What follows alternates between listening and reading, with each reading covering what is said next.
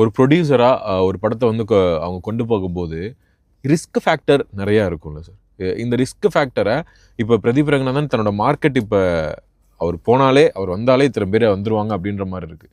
இப்போ வேற எந்த நடிகர்கள்லாம் பொதுவாகவே சொல்லலாம், வேற எந்த நடிகர்கள்லாம் இந்த ஃபேக்டரை ட்ரை பண்ணாங்கன்னா அவங்களால ஸ்டேபிள் ஆக இன்னும் கொஞ்சம் நிறையா பண்ண முடியும்னா யாரை சார் சொல்லுங்கள்? கிரியேட்டிவ் ரிஸ்க் எடுத்த ஒரு மனுஷன் இருக்காருன்னா அது கமலஹாசன் தான். ஓகே. அவர் ஓன் ப்ரொடக்ஷன் ஆரம்பித்து ஃபுல் அண்ட் ஃபுல் ரிஸ்க்குக்காக தான் பண்ணுவார். அவர் படம் ஓடி லாபம் சம்பாதிச்சு அப்படியெல்லாம் நம்ம கேள்விப்பட்டிருக்கவே மாட்டோம். ஃபுல்லாக ஆர்ட் ஃபிலிமாக இருக்கும். 10 வருஷம் கழித்து தான் இன்னொரு படம் எடுத்திருக்காங்கன்னு பேசுவாங்க.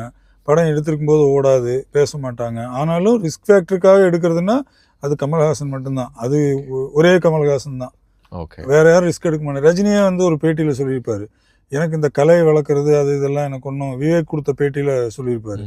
அப்படிலாம் இல்லை, நான் படம் எடுத்தேன்னா தயாரிப்பாளருக்கு அது லாபம் கொடுக்கணும், மக்கள் எல்லாம் சந்தோஷமாக இருக்கணும், அதுதான். மற்றபடி ஆர்ட்டு அதுக்காக எனக்கு அதெல்லாம் வரவும் வராது, நான் அதை ட்ரைவும் பண்ண மாட்டேன்னு ஓப்பனாக பேசியிருப்பார். நமக்கு ரஜினி பிடிக்கிறத அந்த ஃப்ராங்க்னஸ்க்காக தான், கமலை பிடிக்கிறது அவரோட ரிஸ்க் இதுக்காக தான்.